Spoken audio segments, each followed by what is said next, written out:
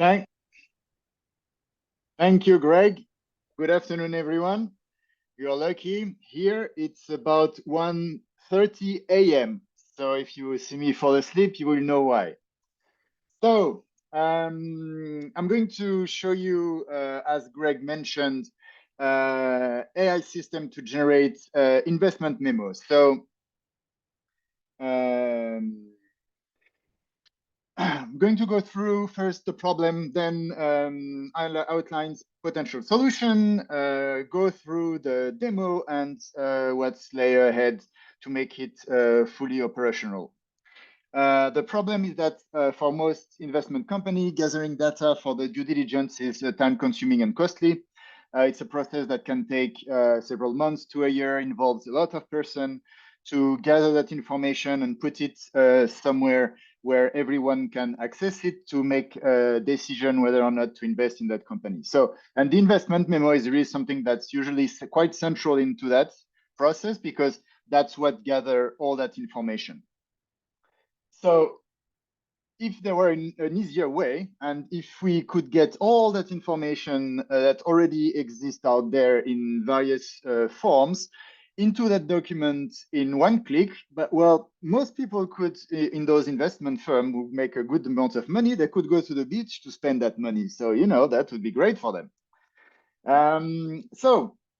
What would be a mark of success on that stuff? First, obviously, the time to investment, reducing the time to investment is one key component. Again, as I mentioned, it can take several months to a year. So if you can reduce that to 3 or 4 months between the time you're interested in a company and between the time the investment decision is made and the money is spent, it's great. Also, this would mean that the amount you spend in terms of analyst time, investor, expert time, and so on would be reduced, which would reduce the cost of doing business. So what have I built for that? So basically, the idea is that that system should be able to gather data from business plans, financial statements, transcripts from calls between partners and the companies that they want to invest in. Those calls contain a lot of informal data that would be great to collect. Emails as well contain a great deal of data. We can also think of company news on the web, updates about the latest products that they launched and all that stuff that could make its way to the investment memo. Other market and business data about number of sales in the last months, increase of sales year on year and stuff that could be stored in SQL database, etc. So there are a lot of information. Basically, the idea here is that really all this information is already there. We need to gather all that and put it in one document and in a way that people can get quickly the answers to their question related to the investment. So it's not only the investment memo, but it's also a bot that will help people answer those questions when they have it, in addition to going to the document. So in terms of implementation, there is a RAG that store and fetch information from Pinecone. There is a bunch of agents, well, 3 of those, and some internet search. I've used Tavily. It's a bit better than DuckDuckGo search, so I gave it a try. And then there is automatic document generation, docx, for the demonstration. So for the demo, I'm going to hope my screen is easy to see. Yep. Okay. So I've used Chainlit, long chain, and long graph. So I run it in advance so that there is less risk of bugs at the last minute. So for the test data, I didn't have time to create an extensive synthetic data set. All the information I had was obviously confidential. So I basically resorted to something quite simple, which is using the NVIDIA Corporation document that we have already used, which is perfect for that task. So You can see here, the RAG does the job. If I ask the company name out of the blue, it finds it. If I ask the company founding history, it will get information from the internet. As you can see here, if I ask the company industry again, it will fetch it from the RAG, this time because information is there. And if I ask the bot to generate the reports, it will generate the reports and give it here for me to download. So that's it for the high level demonstration. I'm going to now go to the code. So what is it? Sorry. The code basically is organized around a template. So the reason why I decided to go for a template, it's because in most companies, the investment memo format is quite standardized. So there is no reason to let people invent their structure. So the template is here. You can see it's a block of it's a JSON file with a block, a different section, and a list of questions for each section that the RAG and the internet agent are going to answer. So I run an extensive generation on a document here. I'm going to show you what it looks like when it's generated, if it wants to open. Nope, doesn't want to open.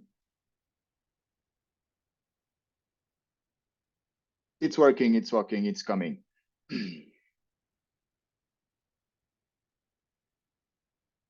So as you can see here, the document has been generated. The title is here, company overview. The answer to the question summarized is provided here with the different section that I've put on the template.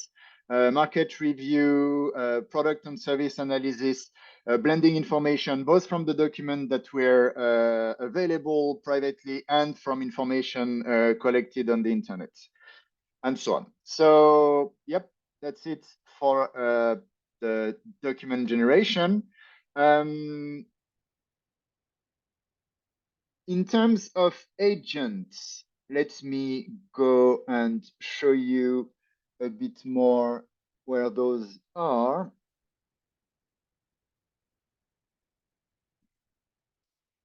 So we do have a general agent to call the tools, being the RAG and the internet, and the generation of the document. Those are the three agents.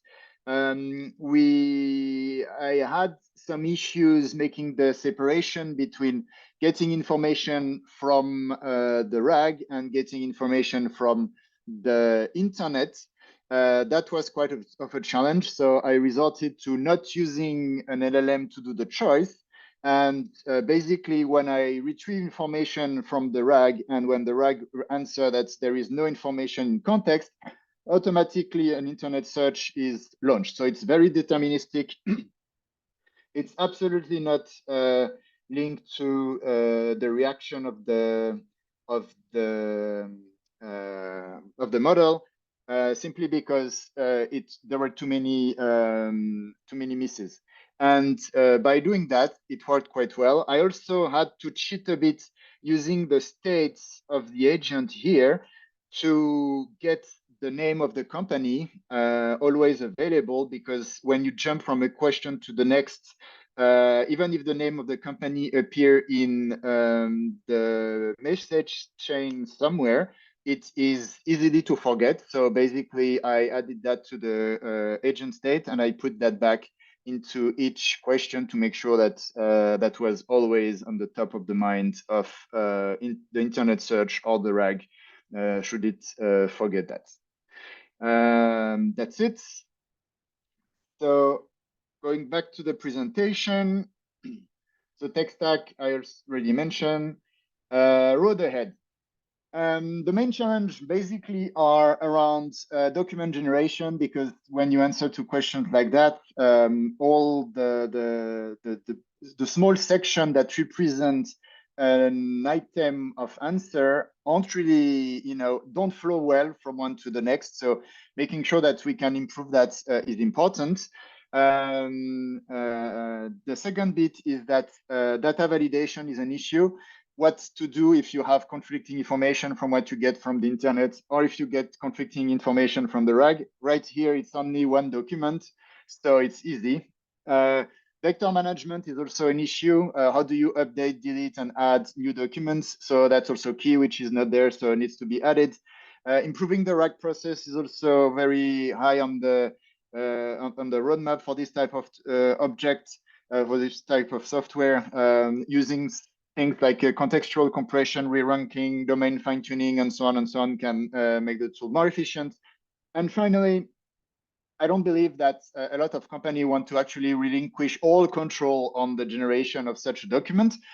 Allowing a human to be in the loop, to add comments, to update section by section, to further the search, and so on, before they get a final document would also be key. So that's also something that would be fun to add to it. That's it. Now, question. And thank you, guys. voila. And voila, exactly.